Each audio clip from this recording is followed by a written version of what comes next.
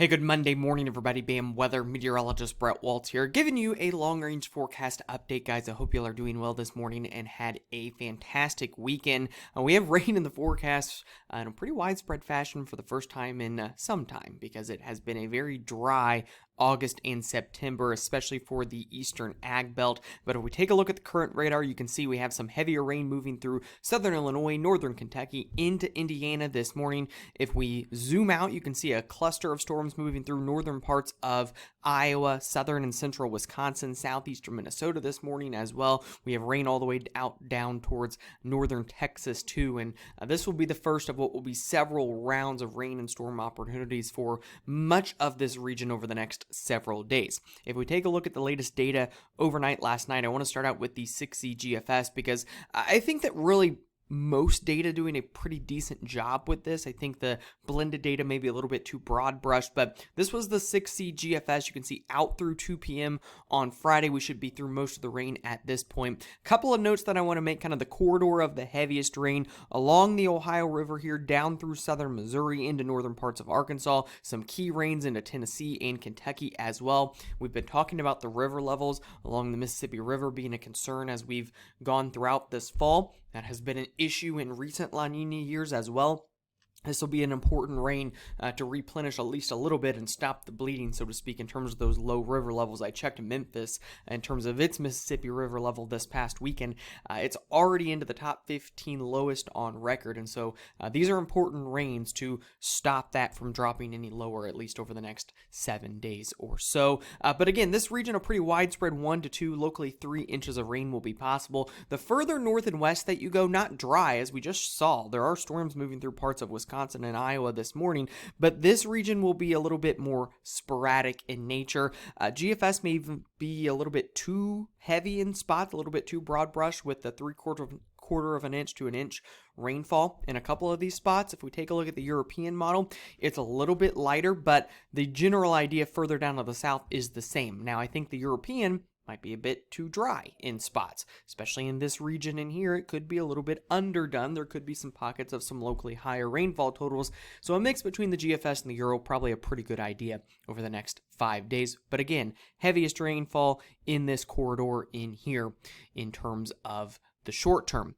That will not hang around though, because we will get back into a drier pattern as we work into the medium to the extended range for much of the central to the eastern United States.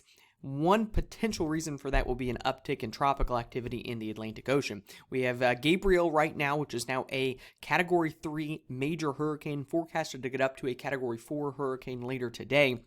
Not going to be anywhere close to the United States, will not really have a big impact on the pattern, but we're keeping an eye on 2 additional systems right behind Gabrielle that could develop over the next 7 days. 2 main areas of interest: the red area, 70% chance of development. This area further to the west, just north of the Caribbean, a 40% chance of development. Both of these generally expected to stay out to sea, but a little bit closer to the United States, which can pull moisture away and lead to a drier risk overall. If we look at that second storm that's a little bit further west in a bit more detail, the GEFS is the most aggressive with bringing this a little bit closer to the coast, but you can still see the majority of members keep this storm away from the East Coast. The operational GFS was pretty close to the Carolinas overnight last night, but the majority of members still keep this further to the east. One certainly that I think we need to monitor and keep an eye on, but I think if anything, it's just a drier forecast risk overall as we get into the end of this week and into next week. Taking a look here at the overall tropical activity signals as we go through the end of September and into the start of October, kind of as we are starting to see there with the outlook we just highlighted, I think the better tropical activity threat will be kind of along and east of the East Coast. I do think there's perhaps an increasing risk for the Caribbean as we get into early October. Tropical forcing signals are a little bit more favorable for development. But as we get into October, if you watched our video last week, climatology does not favor western Gulf storms or storms that move north into the Ohio Valley and the Midwest. It typically favors East Coast storm tracks, at minimum eastern Gulf, east or southeastern United States storm tracks, if anything. So maybe an uptick in activity, something we'll keep an eye on. But if anything, this would be mainly a drier risk for the ag belt as we go into the month of October. In terms of how everything averages out over the next 2 weeks, guys, warmer than normal the next 7 days across the northern tier of the United States. Brief moderation with the upper level low that moves through. You can see some seasonable to cooler air in the south central part of the country. Very briefly may get some seasonable to slightly cooler air to develop late week 1, early week 2 in the eastern third of the United States, but that cold front not looking to pack a punch. It looks like it's going to be relatively weak. As we go throughout this time frame, though, the much above normal temperatures actually expand further into the first week of October across the north central part of the country. We will keep an eye on this cold front around the 5th to the 7th.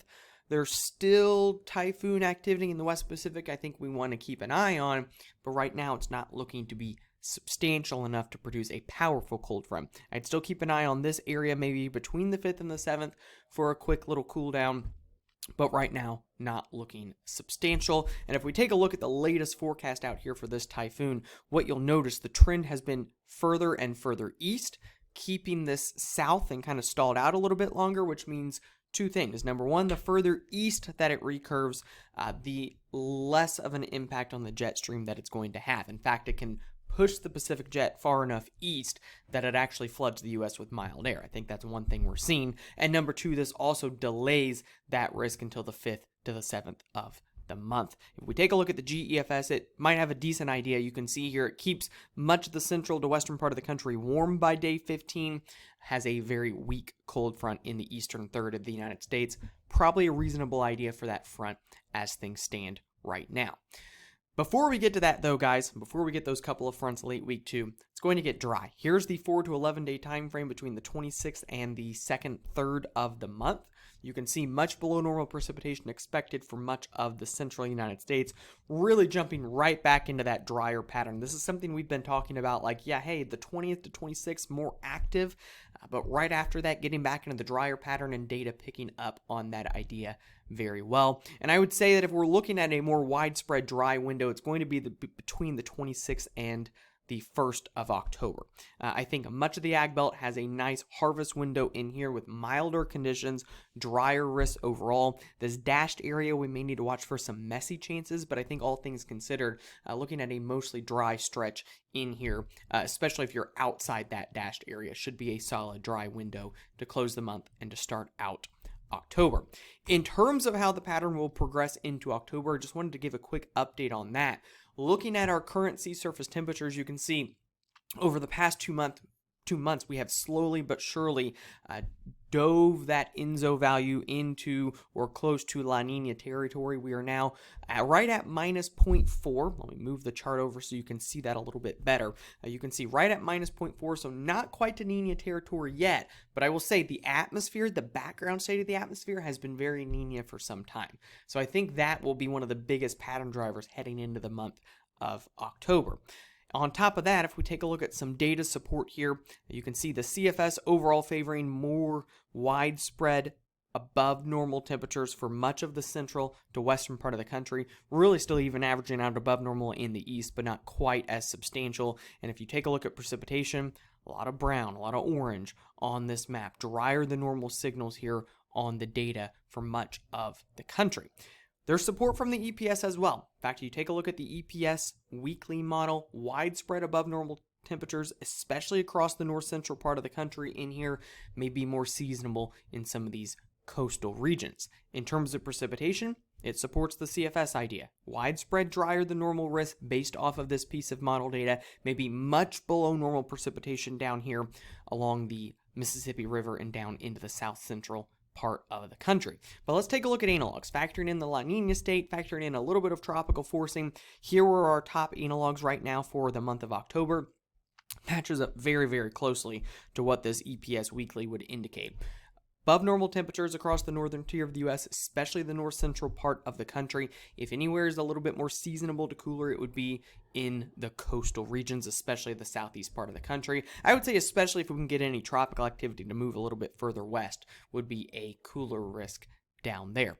In terms of precipitation, no surprise here. Overall, these analogs are a little bit drier as a whole, especially in this region in here, but pretty widespread drier than normal conditions for the Pacific Northwest and through the Midwest and the Ohio Valley. Maybe some moisture in the Southwest Plains in here. And then again, we'll need to keep an eye on tropical activity. If there's a risk, it would be slightly wetter through this region in here. Again, I think it's going to be difficult to get storms in October to move in this fashion. It's just very rare to see that happen by the time we get into October.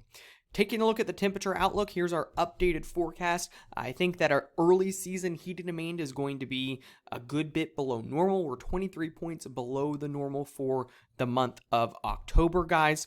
And you can see much above normal temperatures, especially in the north central part of the country. The only thing preventing this number from being even lower is the fact that some of the coastal areas south and east are a little bit more seasonable to cooler. In terms of precipitation, really no reason to go against the dry idea. That has been the theme the past 2 months. The data supports it. The analogs support it. I think it's a drier than normal October. If there's moisture opportunities, the further west you are in the plains, that will be where the better chances will ultimately end up being. Maybe a slightly wetter risk on the East Coast pending tropical activity. Guys, that's all I have for today's forecast. I'd say overall, main takeaway here, heading into October, harvest conditions for much of the ag belt in pretty good shape and generally lackluster heating demand as we start out that time of the year. Thanks, guys, and we will talk soon.